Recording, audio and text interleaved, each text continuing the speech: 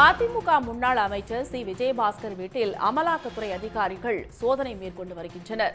கடந்த 4 மணி நேரமாக இந்த சோதனை நீடித்து வருகிறது.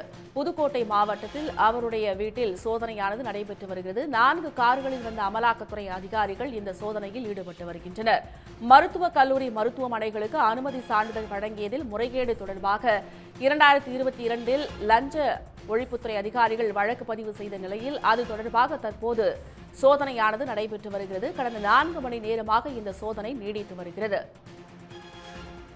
கூடுதல் விவரங்களை இது பற்றிய மேலும் விவரங்களை கருத்துக்களை நம்மோடு பகிர்ந்து கொள்வதற்காக அரவிந்த் குணசேகரன் அவர்கள் நம்மிடையே தொலைபேசி வாயிலாக இணைந்திருக்கிறார். சார் வணக்கம் சார்.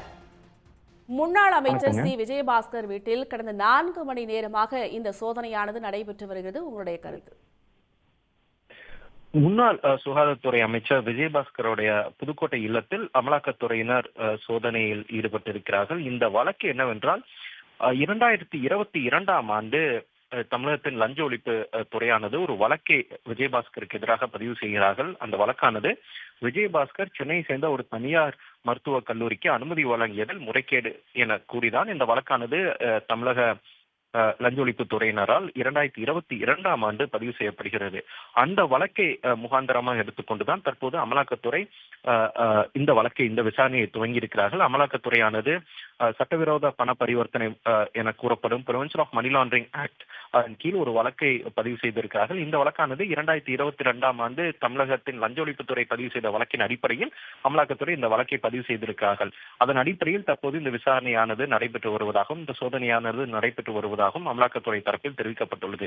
இதில் நாம் முன்வைக்க கேள்வி என்னவென்றால், இந்த வழக்கானது தமிழக லஞ்ச ஒழிப்புத்துறையானது 2022ஆம் ஆண்டு பதிவு செய்திருக்கிறார்கள்.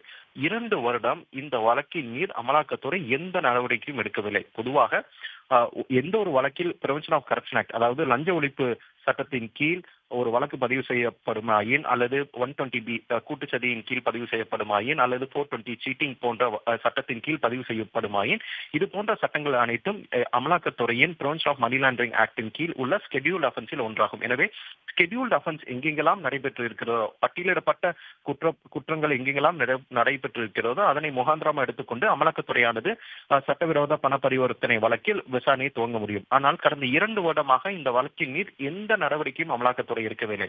2 வருடங்கள் கழித்து தற்போது மக்களவை தேர்தல் நடைபெறுவதற்கு ஒரு 2 வாரங்களுக்கு முன்பாக அமலாக்கத்துறையானது தற்போது திடீரென இந்த வழக்கில் விசாரணையை துவங்கியிருக்கிறார்கள். கடந்த 2 வருடமாக தூங்கிக் கொண்டிருந்திருக்கிறார்கள். 2 வருடம் முடிந்த பிறகு தற்போது திடீரென தேர்தல் நடைபெறும் சமயத்தில் இந்த நடவடிக்கையை எடுத்திருக்கிறார்கள். இதன் மூலம் ஒன்று தெளிவாக தெரிகிறது. ஏன் கடந்த 2 வருடங்களாக இந்த வழக்கில் எந்த நடவடிக்கையும், இந்த வழக்கை பதிவு செய்து இந்த வழக்கில் நடவடிக்கை எடுக்கவில்லை என்றால், ஏனால் அப்போது அதிமுக பாஜகவுடன் கூட்டணியில் இருந்தார்கள் அல்லது கூட்டணி பேச்சுவார்த்தை நடைபெற்று இருந்தது.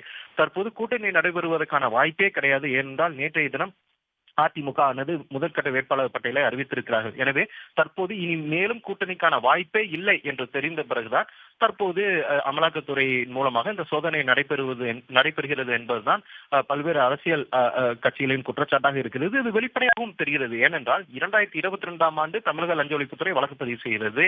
அடுத்த தினமே இந்த வழக்கை முகாந்திரம் எடுத்துக்கொண்டு நடைபெற்று அமலாக்கத்துறை விசாரணை துவங்கியிருக்கிறார். 2 வருடங்கள் எந்த நடவடிக்கையும் அமலாக்கத்துறை எடுக்கவில்லை. 2022ஆம் ஆண்டு பதிவு செய்யப்பட்ட வழக்கில் 2 வருடங்கள் கழித்து, அதுவும் மக்களவைத் தேர்தல் நடைபெறுவதற்கு 2 வாரங்களுக்கு முன்பாக தற்போது அமலாக்கத்துறை இந்த நடவடிக்கை எடுத்திருக்கிறது என்றால் இது அரசியல் காழ்ப்புணர்ச்சி நடவடிக்கை இல்லாமல் வேறு எந்த நடவடிக்கையாக பார்க்க முடியும்? அதே போல மீண்டும் மற்றொரு தகவலும் கிடைக்கப்பெறுகிறது. அதாவது விஜயபாஸ்கர், புதுக்கோட்டை விஜயபாஸ்கர் உள்ளிட்ட சில அதிமுகவின் முக்கிய தலைவர்களை பாஜக தங்கள் கட்சியில் இணைக்க முயன்று வந்திருக்கிறார்கள். ஆனால் இந்த தலைவர்கள் பாஜக கட்சியில் சேர ஒப்புதல் அளிக்கவில்லை என்ற தகவலும் கிடைக்கப்பெறுகிறது. அதனால்தான் தற்போது இத்தனை நாட்கள் கழித்து தற்போது தேர்தல் நடைபெறுவதற்கு 2-3 வாரங்களுக்கு முன்பாக இது போன்ற ஒரு அமலாக்கத்துறையின் சோதனையானது 2022ஆம் ஆண்டு வழக்கில் தற்போது நடைபெறுகிறது என்பது தெளிவாக தெரிகிறது. அமலாக்கத்துறை எவ்வாறு தவறாக தமிழகத்தில் பயன்படுத்தப்படுகிறது என்பது தெளிவாக தெரிகிறது. இணைப்பில் வந்தமைக்கு நன்றி அரவிந்த். உடனுக்குடன் செய்திகளை தெரிந்து கொள்ள சன் நியூஸ் பெல் ஐகானை கிளிக் பண்ணுங்க.